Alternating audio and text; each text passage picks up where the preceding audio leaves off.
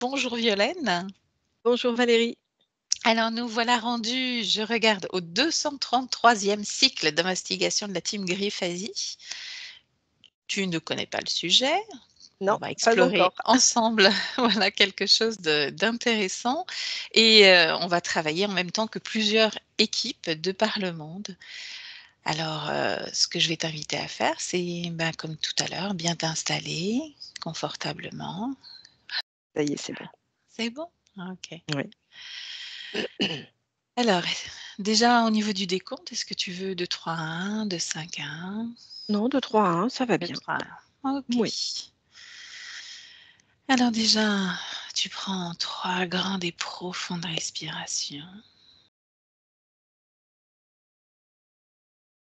Et à chaque nouvelle respiration, ton corps s'enfonce dans la détente,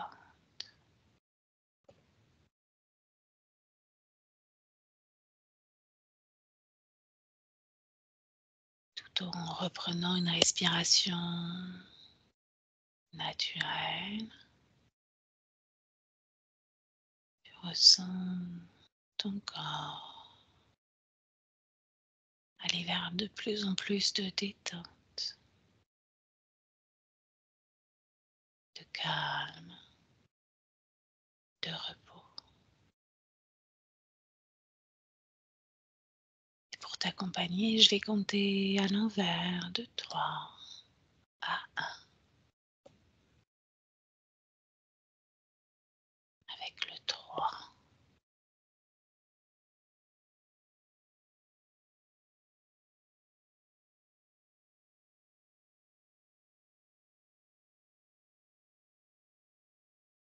2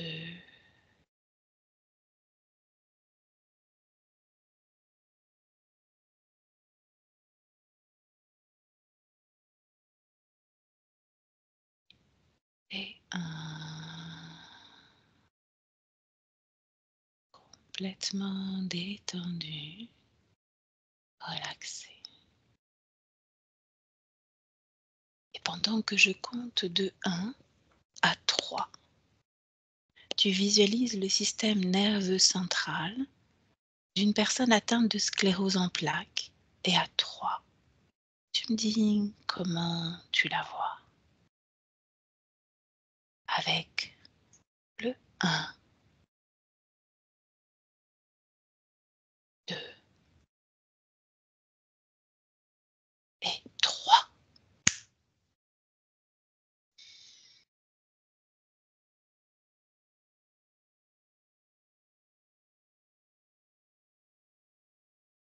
Alors, je la vois dans un fauteuil. Mmh. D'ailleurs, j'ai ressenti dans mon corps une bascule comme si j'étais dans un fauteuil, spécialisé, en fait. Et donc je la vois, c'est une femme, je la vois allongée,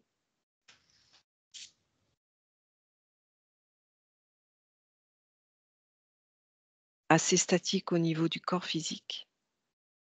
Il y a peu de mouvement. Il y a une forme d'inertie, Mmh.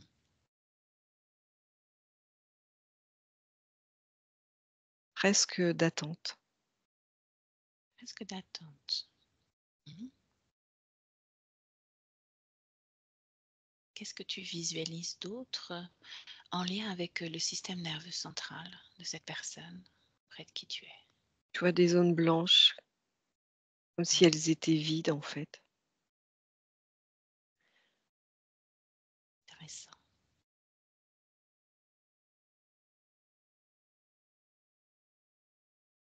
Est-ce que tu perçois autre chose?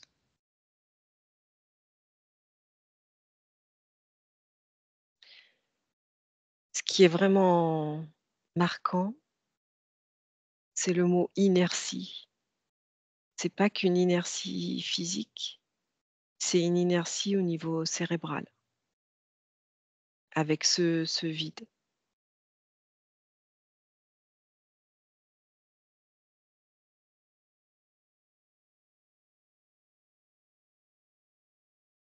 Est-ce que tu peux développer?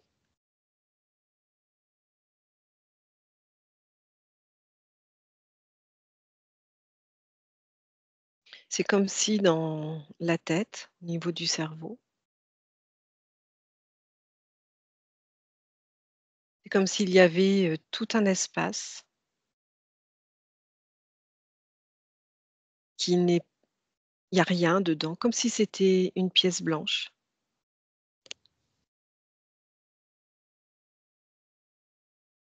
avec, une grande luminosité, presque aveuglante, mais il y a rien, c'est vide. OK. On ira, peut-être explorer cela tout à l'heure. Déconnecte-toi, de cette personne, de toutes ces informations. Oui, c'est fait. Voilà. On va passer à la deuxième question. Tu vas rechercher les causes ésotériques de cette maladie neurodégénérative et auto-immune. Maintenant. Oui, alors clairement, je vois un Dracos Mmh. avec, sa patte droite, des griffes qui rentrent, 1 ou 2 griffes qui rentrent dans la tête et le pouce qui maintient,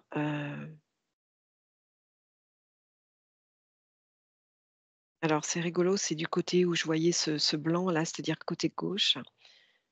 Le pouce maintient là sous le maxillaire Mmh. et là j'ai 2 griffes qui rentrent dans la tête et son visage est très, très proche de de la tête de la personne avec toutes ces écailles, des écailles très, très dominantes, au-dessus de la tête, des écailles allongées, des yeux jaune orangé. Mmh. Et quel impact ça a sur la vie énergétique de la personne que tu es en train de connecter?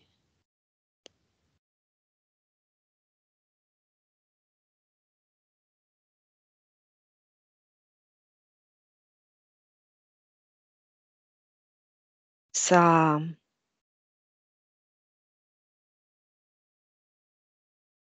Le mot qui me vient, mais pas dans le sens, 1er, ça l'assoit, ça la pose, dans le sens où elle ne peut plus réagir. Mmh. Elle est sous commande. OK. Est-ce que tu perçois autre chose? Oui, l'impact de ses 3 doigts, c'est comme si ça appuyait quelque part au niveau de son cerveau Mmh. et en appuyant, ça déconnecte des liaisons, c'est le mot qui me vient et ça l'empêche de réagir, d'avoir une clarté. Et donc du coup, le mot inertie prend tout son sens. Mmh.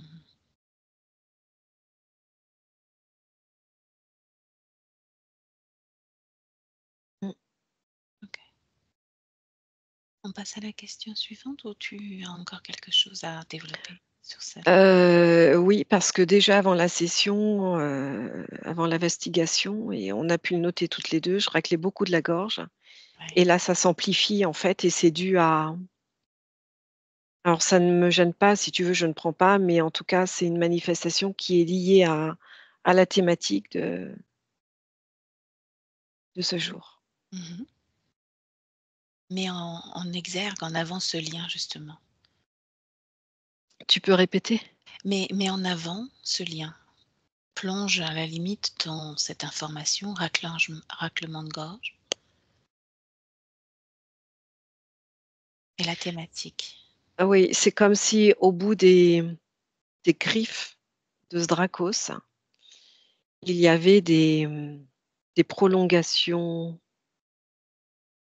d'ondes qui vont jusqu'au niveau de la gorge, fermer l'expression et ça descend plus bas au niveau de la poitrine. J'ai comme des des des rots qui voudraient venir et ça Mmh. descend plus bas au niveau du cœur et ça redescend encore dessous et progressivement ça se prolonge dans le corps, au niveau des membres Mmh. et c'est ce qui fait que l'inertie physique se se met en place progressivement ou très rapidement selon les sujets. Mmh.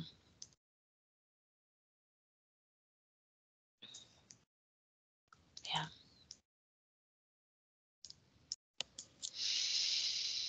On va passer à la troisième question. Quelles sont les conditions subliminales du corps mental d'une personne atteinte de sclérose en plaques? Dis-moi quelle information tu perçois toujours à mon 3. 1, 2 et 3.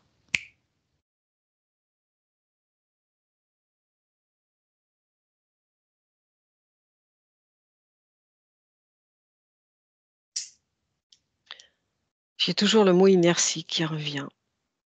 En revanche, la couleur a changé.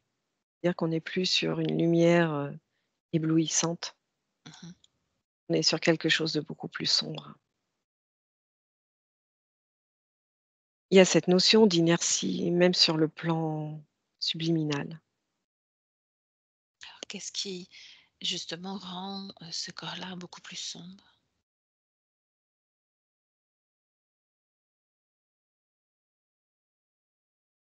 Le manque d'expérience de la conscience, de la partie subliminale, qui fait qu'elle a encore besoin d'expérimenter et le fait qu'elle est déjà sous emprise, sous interférence. C'est pour ça que c'est beaucoup plus sombre. Je vois quasiment plus rien en fait. Mmh.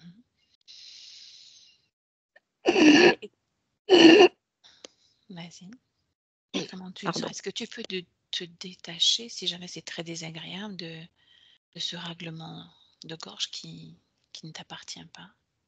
Oh oui, après ça ne me gêne pas parce que je prends pas, mais c'est D'accord. juste une manifestation en fait. Mmh. Et justement, observe, au niveau du corps mental, l'activité de cette personne avec qui tu es connecté depuis tout à l'heure. Elle m'a dit qu'il y avait un manque d'expérience de la partie subliminale, mais en termes d'activité, corps mental, c'est comment? Toujours dans le cas de la sclérose en plaques. Toujours. Le corps mental, il ne peut pas être actif ou en tout cas il est réellement amoindri du fait de l'implantation de ces griffes, Mmh. qui génèrent ces courants, d'ondes, ces courants d'énergie, sclérosants. Ah, c'est vraiment le mot qui me vient, en fait. C'est l'impact de ces griffes et tout ce que ça génère en termes de courant, d'électricité, d'ondes, Mmh. qui fait que ça se sclérose. Il y a des parties alors là, je suis quand même sur quelqu'un qui est bien avancé sur le stade de la sclérose en plaques. Il y a des parties qui sont éteintes. Lesquels?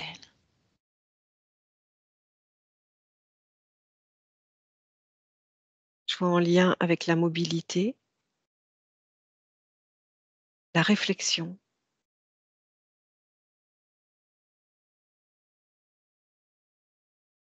la capacité à décloisonner dans le sens où la personne pourrait voir autre chose, mais elle ne voit pas.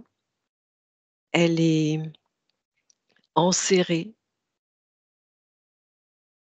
par cette lourdeur que je ressens d'ailleurs, hein, Mmh. heu, elle s'éteint progressivement dans ses capacités humaines, du fait de l'interférence. Il suffirait qu'il n'y ait plus d'interférence Mmh. pour que ça stagne ou que ça involue dans le bon sens ou évolue dans le bon sens si tu préfères. Mmh. Ça va? Oui. D'accord, OK.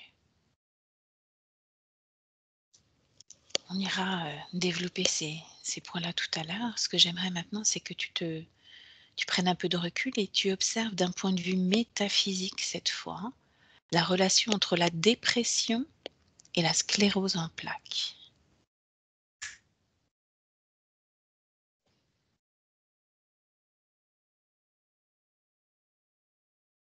La dépression est due à un espace non libre autour de la partie subliminale.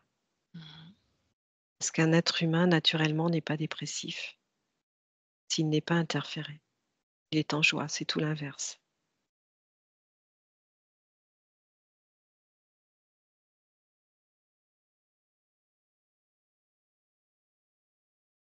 Est-ce qu'il y a autre chose, d'important de mettre, en avant justement sur cette relation entre ce côté métaphysique, la dépression et la sclérose en plaques?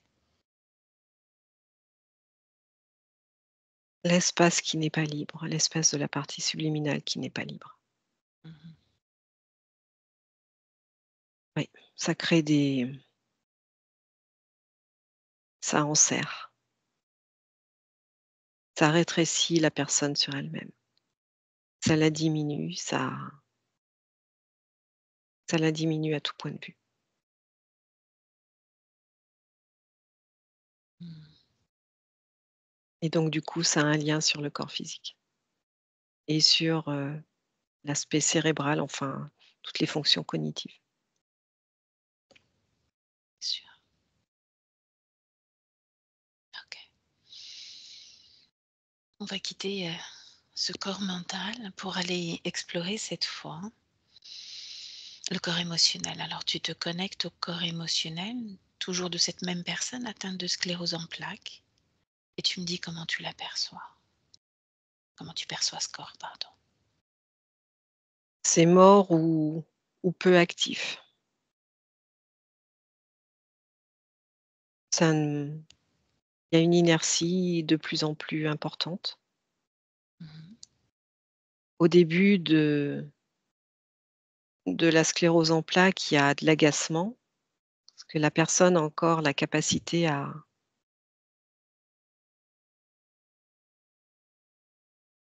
ressentir des émotions, mais progressivement, ça la restreint, ça la diminue. Elle est resserrée. Mmh. C'est comme si elle passait d'un état dimensionnel large, qui correspond à ce qu'elle est, à un resserrement progressif de tout. Mmh. C'est-à-dire qu'elle se déconnecte petit à petit de ses propres émotions, de ses propres ressentis? C'est ça, il y a une léthargie globale qui s'installe à tous les niveaux. Mmh. Est-ce que tu perçois autre chose encore?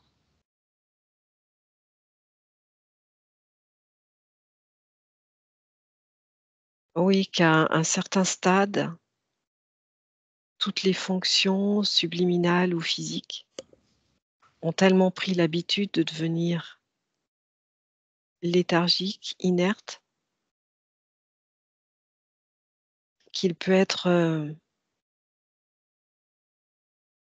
difficile, mais pas impossible, de retrouver des capacités normales en étant désinterféré. Mmh.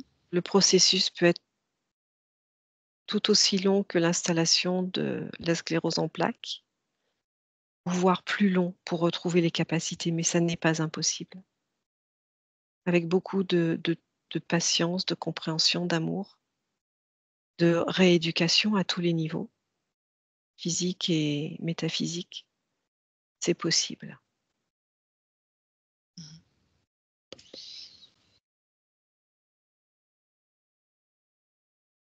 Très intéressant. Alors maintenant qu'on a exploré le corps émotionnel, tu t'en doutes, tu vas observer maintenant le corps sexuel.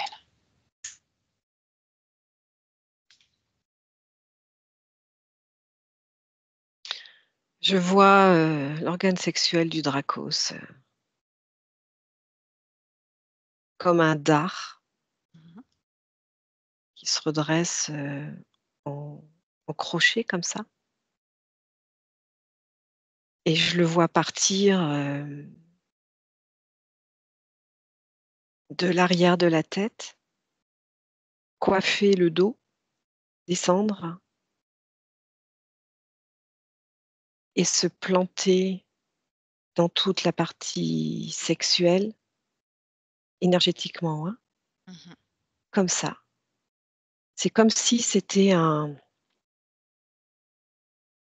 une griffe immense qui part de l'arrière de la tête, qui coiffe les épaules, le dos, donc immense en longueur et en largeur, hein, qui prend la dimension de la taille humaine, et quand ça arrive au niveau des zones, des organes génitaux, là, ça rentre dans les parties, subtiles du corps humain, et ça a un impact sur le physique. Ça diffuse, en fait, c'est une accroche, quoi.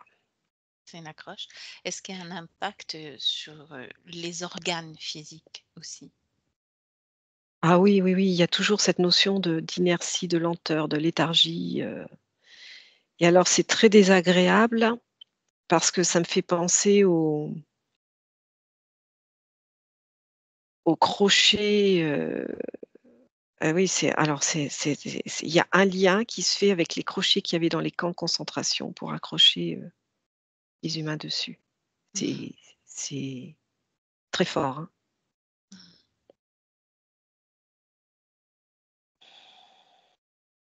Qu'est-ce que tu perçois d'autre encore au niveau de ce corps-là? Je perçois par ressenti, au niveau de la cage pulmonaire,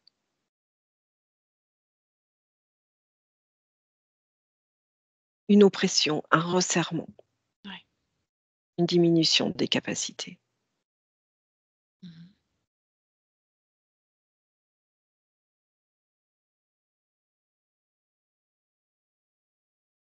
Autre chose encore ou on avance sur la prochaine question? Avance. OK. Alors tu vas te déconnecter, peut-être de cette personne que tu observes tout à l'heure, tout en gardant, son énergie, sa fréquence. On y retournera sûrement. D'accord. Là, tu peux, même prendre un peu de hauteur, de recul, prendre une grande respiration pour avoir accès à une plus large, source d'informations quant à cette maladie. Et je vais te poser, cette, 7e question. Une interférence extraterrestre peut-elle créer ou co-créer une telle maladie? Oui, non ou seulement partiellement? Oui. Mmh. Alors quel type d'interférence extraterrestre pourrait le générer? Alors je vois toujours les dracos, je vois aussi les mantides, Mmh. et avant que tu poses la question, j'étais dans un autre espace où je voyais différents vaisseaux avec un vaisseau mère, et de ce vaisseau-là, il y a des câbles qui partent de partout, qui sont connectés à ces interférences, et qui peuvent être connectés directement sur, des humains. Mmh. Sur ces vaisseaux, il y a quel type? quel type d'interférence?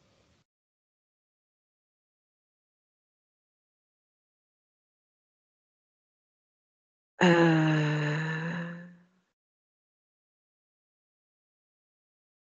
je sais pas ce que c'est ça comme interférence.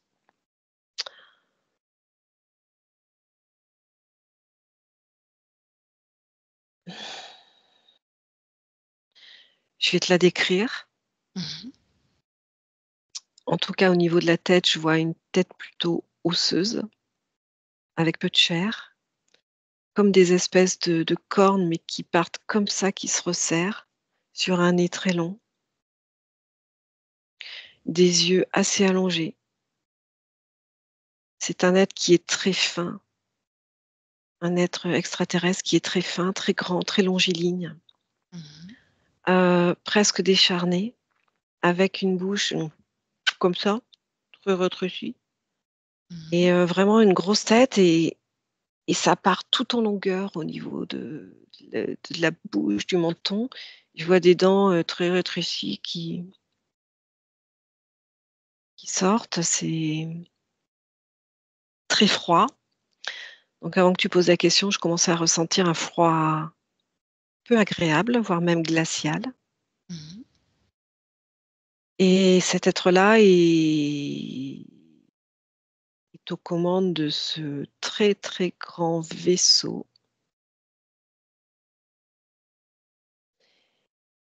et c'est lui qui dirige tout ça. Mais en même temps, je ressens une co-création. Je vois en arrière-plan des mantides. Ah oui, en fait, celui qui commande le vaisseau, c'est une mante, mais Mmh. qui n'a pas tout à fait le même aspect que les sous-fifres qui sont en arrière, qui ne sont que des exécutantes, Mmh. avec une capacité quand même de je sais pas, le mot qui me vient, une capacité de réflexion. OK. Là, on enchaîne sur la partie libre, donc on va continuer sur ce vaisseau, si ça te va. Quel Oui. type, d'énergie ils viennent tirer? Est-ce que tu perçois quelque chose à ce niveau-là? Tu m'as parlé de plein de câbles reliés, aux êtres humains. Oui, alors les mots qui me viennent d'emblée, c'est la substantifique moelle, d'un point de vue énergétique, c'est-à-dire que ça suce, ça aspire, mais vraiment tout. Ça Mmh. aspire, quand je dis tout, c'est la vie en majuscule. Et ces câbles sont reliés uniquement ou pas à des personnes qui sont atteintes de cette, maladie, de sclérose en plaques? Non, pas que la sclérose en plaques, heu, des maladies qui réduisent les fonctions de mobilité. Mmh. Ce qui me vient, c'est je connais pas toutes ces maladies, mais la mucoviscidose, mais il y a pas que ça. Il y a des personnes qui ont eu des AVC, qui se retrouvent dans des fauteuils. À partir du moment où il y a réduction de la mobilité, que ce soit, générée par, le Dracos de tout à l'heure, par exemple, ou que ce soit par une autre approche, ils se connectent à ça et là, ils pompent, ils pompent, ils pompent. Mmh. Ils en ont besoin pour eux-mêmes, mais c'est aussi un carburant pour, leur vaisseau. Mmh. Tu as anticipé ma question suivante, c'est parfait. Oui, ça sert à la fois pour eux et leur vaisseau. OK. Mmh. Regarde aussi s'il n'y a pas une troisième, je sais pas, énergie qui est déployée, utilisée pour autre chose encore. Je comprends pas la question. Il y a une partie de cette alimentation qui vers le vaisseau, une autre pour eux-mêmes. Est-ce qu'il n'y a pas une troisième partie? Si, Mmh. si, c'est pour entretenir des guerres célestes. Enfin, Mmh. céleste, c'est peut-être pas le terme, mais en tout cas, Donc une spatial. énergie qui est aussi déployée pour ça. OK. Oui, oui, oui, c'est un armement qui leur est fourni. Au même titre que, par exemple, sur, la Terre, quand les gouvernements fournissent des armes à d'autres pays, eh bien, là, c'est la même chose. Cette énergie est une arme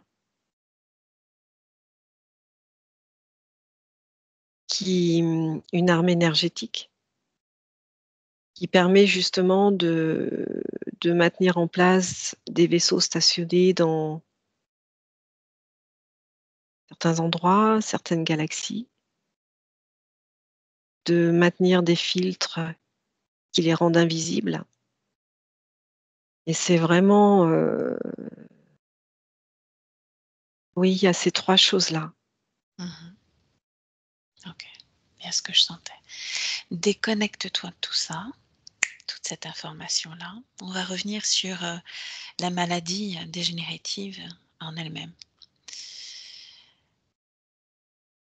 Si tu retrouves cette personne auprès de qui tu étais connecté tout à l'heure, qui est un Dracos, dans la patte Oui, droite, voilà. oui, j'y suis. À divers moments, on parle d'inertie et et j'aimerais que tu observes justement cette partie subliminale de cette personne-là et de voir comment elle est, comment elle se sent, comment tu l'aperçois. Elle est atterrée, du coup arrêtée, comme s'il y avait un arrêt sur image. Mais c'est dû au fait également que le Dracos utilise une de ses autres, pattes supérieures là, Mmh. qui est posée sur, une surface très large du genou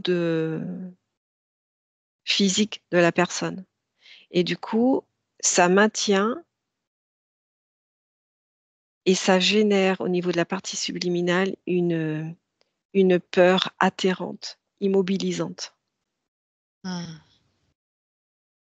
et ça a un impact au niveau de la gorge comme si ne elle la partie subliminale ne peut pas s'exprimer. D'ailleurs, j'ai quasiment plus de grattement de gorge et la partie subliminale ne peut pas crier, ne peut pas exprimer. Elle est arrêtée, Mmh. arrêtée parce que c'est très puissant OK. et je vois des yeux au niveau de la partie subliminale de cette personne qui tournent dans tous les sens. C'est la seule chose qui reste mobile, comme si elle cherchait une sortie de secours. Mmh. Donc il y a cette partie-là qui n'est pas inerte. C'est plutôt une bonne chose. Donc il y a quelque chose qui est encore dans la recherche pour se Oui, sortir de cette oui, oui, situation-là. dans le cas que j'observe, oui. Mmh. Donc un immobilisme quand même total de cette Ah partie oui, subliminale en dehors oui, des yeux qui tourne. oui. OK. Au niveau des 3 corps, on a exploré les 3 corps tout à l'heure. Lequel est le plus impacté ou lequel a été impacté en premier?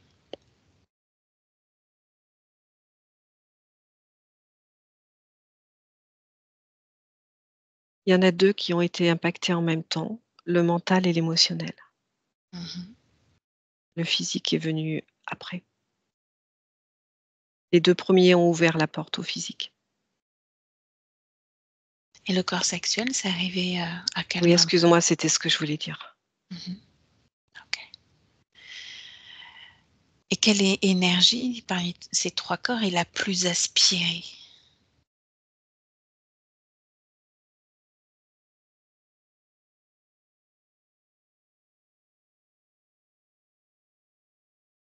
Les 3. Les 3, C'est Mehmet.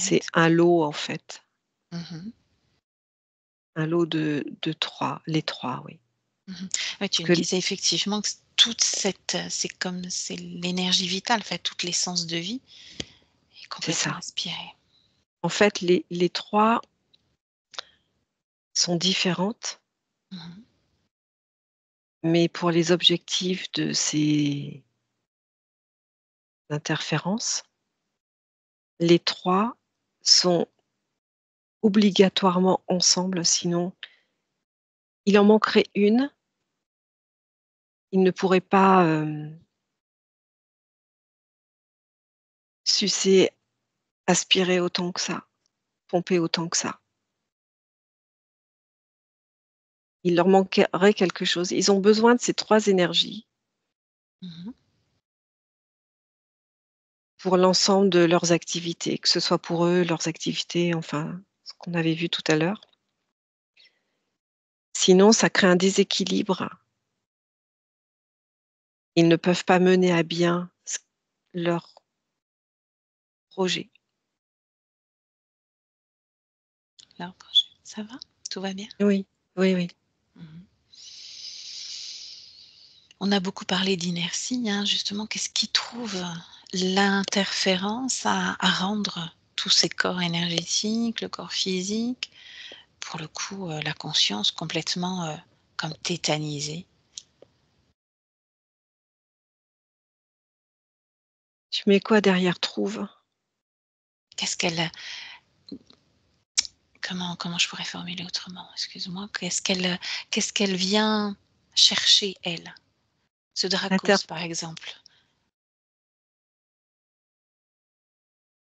la substance de vie, l'essence de vie, l'essence de vie. L'essence de vie, est-ce qu'il a conscience que cette essence de vie, elle est transmise à nouveau à un vaisseau ou est-ce qu'il la garde lui?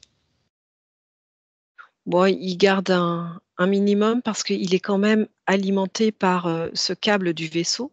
C'est pas les mêmes câbles que ceux qui sont sur les êtres humains. Donc, en fait, il y a une restitution du vaisseau sur, les interférences, Mmh. qui est une restitution modifiée de l'énergie que les interférences pompent, pour que ces interférences n'aient juste que ce dont elles ont besoin et que la partie la plus noble de la substance de vie pompée, la plus riche, soit gardée pour les chefs des interférences ou le responsable et pour, tous ces besoins de guerre, de Mmh. conquête. Ce qui tendrait à dire qu'en termes de hiérarchie, les insectoïdes seraient au-dessus de ce Dracos? Dans ce que je vois là, oui. D'accord. Sang pur pour le Dracos avec lequel tu connectes? Je pense que oui, mais regarde. Ah oui, Mmh. oui, D'accord. Quand on remonte sur, les premières questions, tu as observé justement des zones blanches, tu sais, comme si elles étaient vides. oui. Tu m'as dit: «Il y a quelque chose dans le cerveau, comme une pièce blanche. Il y a rien dedans, il y a une grande luminosité qui ramène au vide». Est-ce que tu peux te reconnecter à cet espace-là et aller J'y suis, l'explorer? Voilà. j'y suis. C'est comme une salle blanche dans laquelle il y a rien. Mmh. Elle a été vidée, en fait, par ces griffes qui sont implantées là. Mmh. C'est comme si c'était ce qui était à l'origine, donc a été vidé et a été remplacé par ces énergies extérieures. Attends, j'ai perdu une info.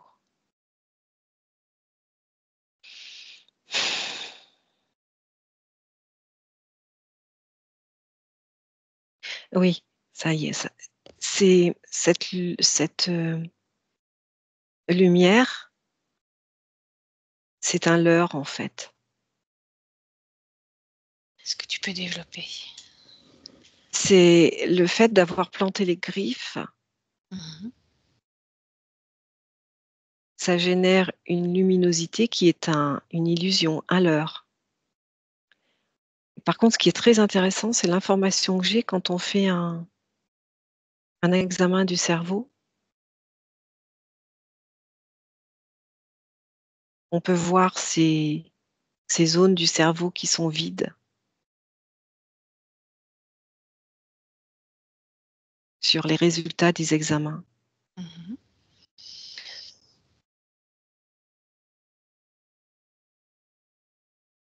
En Continue. fait, cette cette, cet espace, faussement lumineux, c'est une zone tampon, un peu comme un réservoir d'ondes qui viennent justement du Dracos et qui ensuite se diffusent dans l'être humain, dans toutes ses composantes, physiques et subtiles, un peu au compte-gouttes, progressivement, pour ne pas que tout soit déversé en une fois, mais que ce soit une dégénérescence progressive à tout niveau. Mmh. Qu'est-ce qui rend cette maladie, auto-immune justement? Est-ce que c'est cette partie-là qui diffuse, comme tu m'as dit, petit à petit, cette destruction de soi-même, du corps? Le mot auto-immune résonne pas pour moi. D'accord. Comme si c'était une création, ce mot, Mmh. pour, donner un semblant d'explication à ce qui n'en a pas humainement parlant. Mmh. Ce qui tendrait à dire que, hem, le corps ne réagit pas contre lui-même, n'agit pas contre lui-même dans ce cas-là? Le corps physique, Ouais. non, il agit pas contre lui-même. Il est devenu sujet de quelque chose d'extérieur qui agit sur lui. Mmh. Je vois toujours ce Dracos là avec ses écailles longues au-dessus de la tête, ses yeux orange, rouge, jaune, Mmh.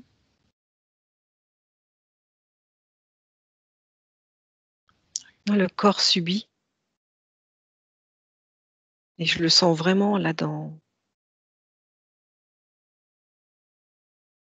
mon corps. Je ne prends pas, mais je le sens vraiment. Mmh. Et justement Ça quand tu diminue. ouais, voilà, ça diminue Et dans le je temps. ouais, ça diminue la personne progressivement. Mmh. OK. Est-ce qu'il y a quelque chose qui serait intéressant pour toi de mettre en avant, de mentionner encore? Oui, ses yeux de la partie subliminale. En Mmh. fait, c'est un appel à l'aide. Mmh. C'est comme si, c'est vraiment ce que je vois, quoi. C'est le désespoir en recherche dans toutes les directions d'une aide, d'une sortie de secours Mmh. et c'est justement par là, parce qu'il y a encore cette conscience-là, il y a encore ce la conscience à travers la partie subliminale, par ces yeux que je vois. Est-ce que tu peux entrer en connexion avec elle? Est-ce qu'elle a conscience de ta présence? Mais maintenant que tu l'as dit, oui, elle me fixe et elle supplie du regard, en fait, de sortir de cet emprisonnement, de cet enserrement Mmh. et la chaleur C'est rigolo parce que le fait d'avoir cette connexion avec, mon corps se réchauffe et je sens que, ce que je ressens là, c'est son corps qui se réchauffe comme s'il y avait de l'énergie qui recirculait du fait de me voir là. Mmh. C'est l'espoir qui prend forme. Ce que tu peux faire aussi, c'est, lui transmettre, toutes les informations que tu as récoltées durant cette investigation.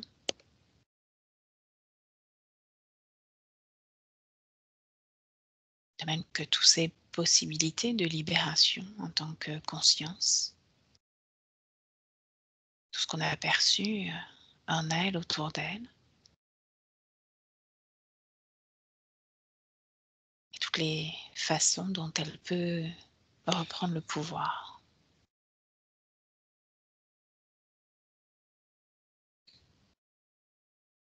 Oui, devenir souveraine dans son espace.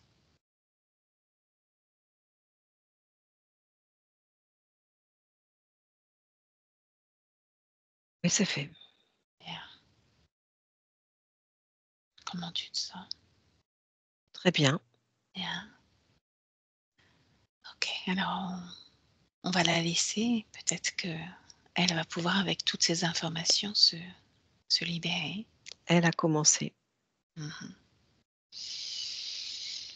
Et tu te déconnectes de tout et de tous, complètement déconnecté. Tu reviens dans tes fréquences, tes énergies. Tu es réapparu à l'écran, ça me rassure. Tes fréquences, tes énergies. Reprendre contact avec ton corps, la position de ton corps, ta respiration, les battements de ton cœur. Et quand tu es prête, tu ouvres les yeux de retour et prête à remettre ton fauteuil en position normale pour qu'on puisse à nouveau te voir. Waouh! Bien. Merci beaucoup Violaine, vraiment.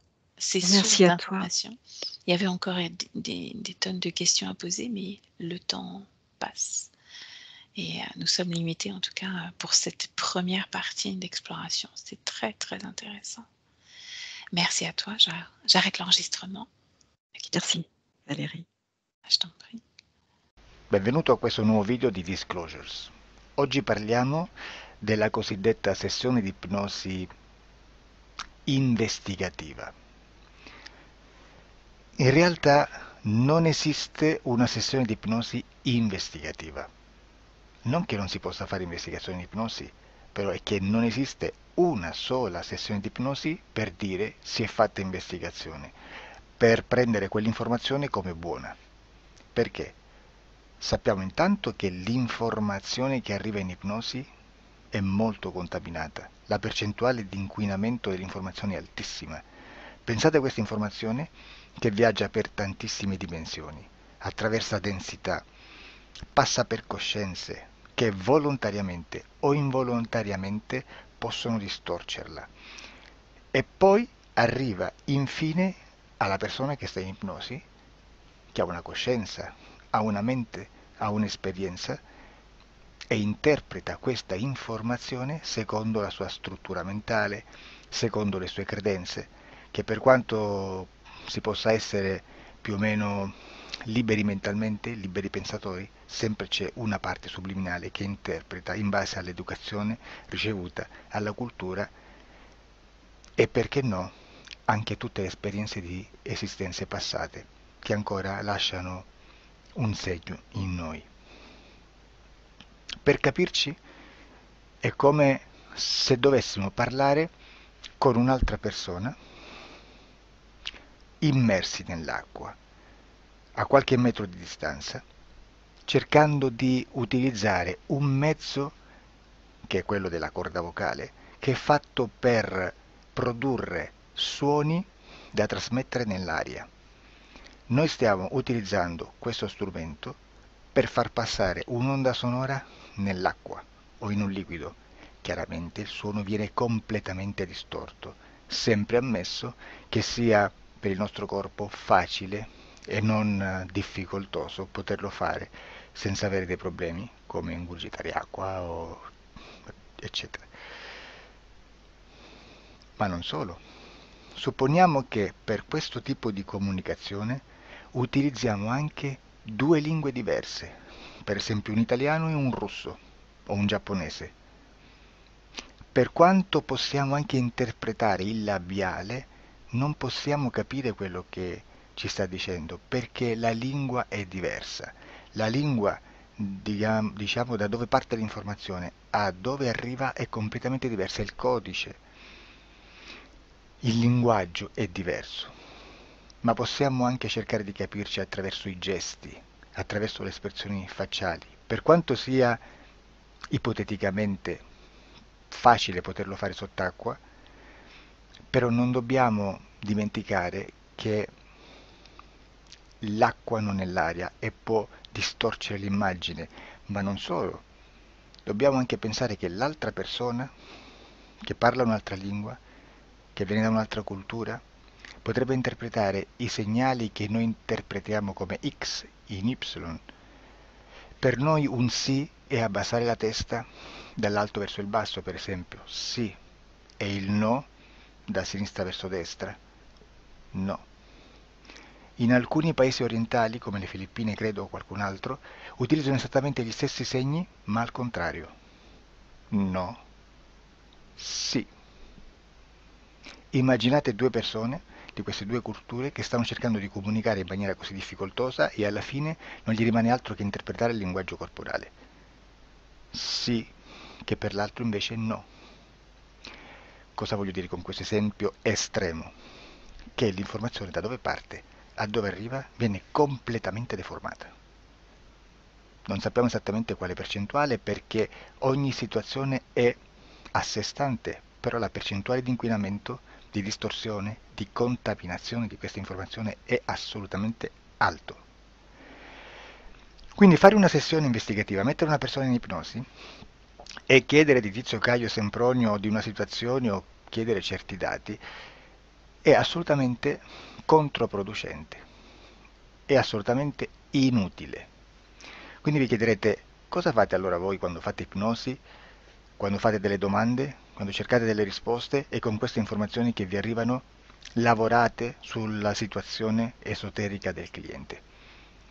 Beh, non facciamo altro che recuperare questa informazione solamente per arrivare al problema del cliente e poi lavorarci.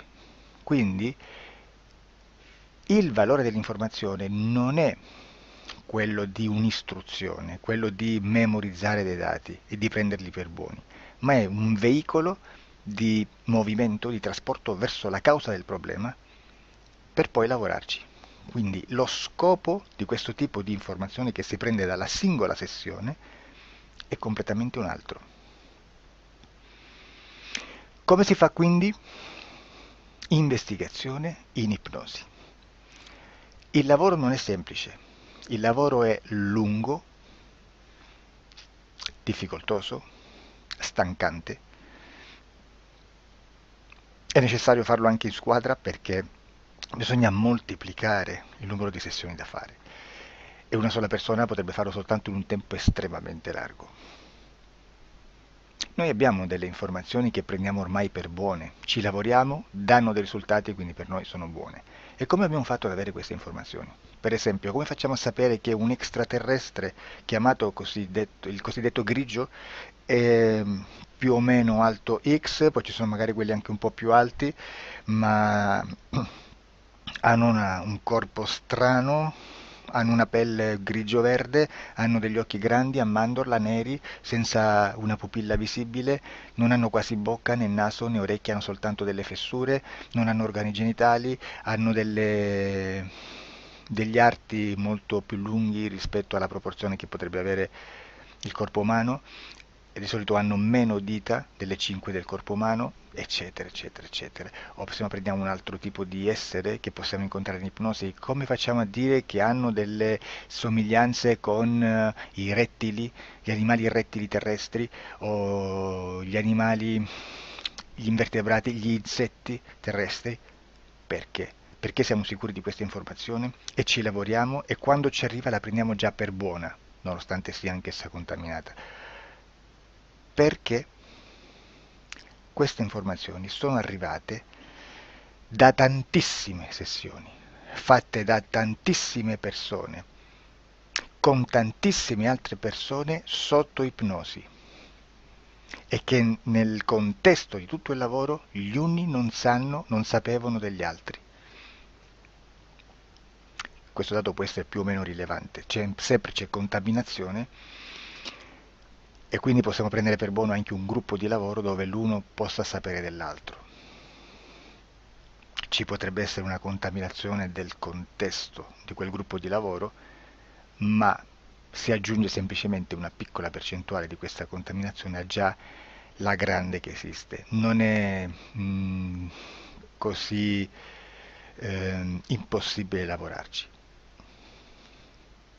Da tutte queste sessioni, da questo grande numero di sessioni, migliaia, diciamo migliaia, noi prendiamo solamente quell'informazione che è uguale a tutte, che è in comune a tutte, o a quasi, perché magari qualcuna ci potrebbe essere niente in comune per una fortissima contaminazione, perché no?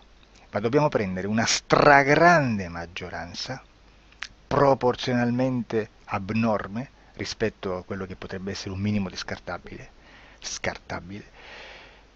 e lì possiamo prendere per buona questa informazione. Quindi se noi su 10.000 persone diverse, con operatori anche diversi, in cui in ogni sessione vediamo un essere che più o meno ha le stesse caratteristiche del grigio o dell'insettoide, a forma di mantide religiosa, o il rettile a forma di lucertola, per esempio, di serpente o di quello che sia, o se vediamo il pianeta Marte più o meno di colore rosso, o se vediamo dei sotterranei eterici, non fisici, nel sottosuolo terrestre, soprattutto sotto le grandi città, dove c'è concentrato molto potere, molta energia di questo tipo, e chi più ne ha chi più ne metta.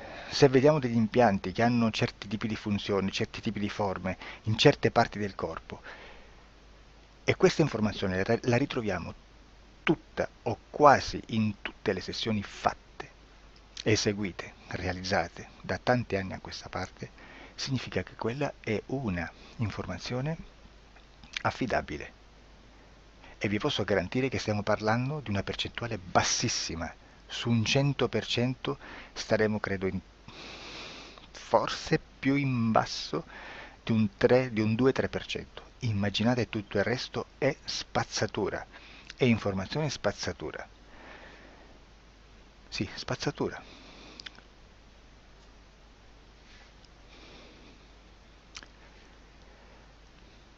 C'è anche un'altra cosa da dire. Supponiamo che un operatore faccia un'ipnosi e voglia andare a vedere cosa fa Tizio, cosa fa Caio, cosa fa Sempronio. Arrivano delle informazioni e si dice che Tizio è biondo, Caio è zoppo e Sempronio è uno sportivo. Intanto già abbiamo detto che una sessione soltanto non serve, d'accordo? Ma poi c'è da dire che una coscienza, un essere, in ambiente subliminale, la sua parte subliminale potrebbe non dare autorizzazione a questa fuoriuscita di informazioni. Mi potreste dire, e allora tu quando chiedi agli esseri cosa fanno, cosa non fanno? Beh, intanto la prendo sempre con le pinze perché abbiamo sempre detto che tutto è molto contaminato e mi serve solo per dirigermi da una parte. Ma c'è anche da dire che se un essere interferisce con l'altro, ha aperto un canale di comunicazione a cui non può ovviare, a meno che non lo recida, non lo annulli. Quindi quando io faccio la domanda a un essere, se lo faccio attraverso l'interferito, mi arriva l'informazione per un canale aperto che sottostà alla volontà dell'interferito. Sulla volontà dell'interferito parleremo in un prossimo video disclosures. Però, se io voglio fare un'investigazione sopra Tizio, Caio e Sempronio che non hanno nessun collegamento, nessuna interazione e nessuna interferenza con il soggetto con cui io sto realizzando l'ipnosi, non è detto che mi arrivi questa informazione. Assolutamente. Potrebbe esserci completamente un muro. Come potrebbe esserci informazioni perché quell'altra parte potrebbe autorizzare comunque. Ma non è detto. E comunque quando ci arrivano informazioni, in una situazione di non interferenza o non interazione, non possiamo sapere esattamente se sono informazioni che ha autorizzato la parte subliminale dell'altra persona o dell'altro essere, o qualche altro essere, qualche altra entità furba, approfitta della situazione, osserva quello che sta succedendo, si mette in mezzo, si fa passare per l'altro e dà informazioni, ovviamente distorte, prima perché poi non è detto che debba conoscerle, e anche se fosse potrebbe manipolarle a sua volontà e a suo vantaggio. E quindi immaginate che situazione ridicola ci si viene a trovare, in quale situazione ridicola ci si viene a trovare in questi casi. Da qui si vede quando un operatore riesce a utilizzare l'informazione in ipnosi come per lavorare su un soggetto. Da qui l'osservatore attento delle sessioni di ipnosi riesce a capire se quell'ipnosi è un'ipnosi affidabile, un'ipnosi con un livello di informazione certa, con una alta percentuale di informazione certa. Non vi nascondo che in futuro potrei anche impostare un lavoro per decifrare che livello di certezza di informazione c'è in un'ipnosi, analizzandola e spiegando il perché, spiegando i meccanismi di analisi di un'informazione in ipnosi, che poi anche è molto istintivo. Supponiamo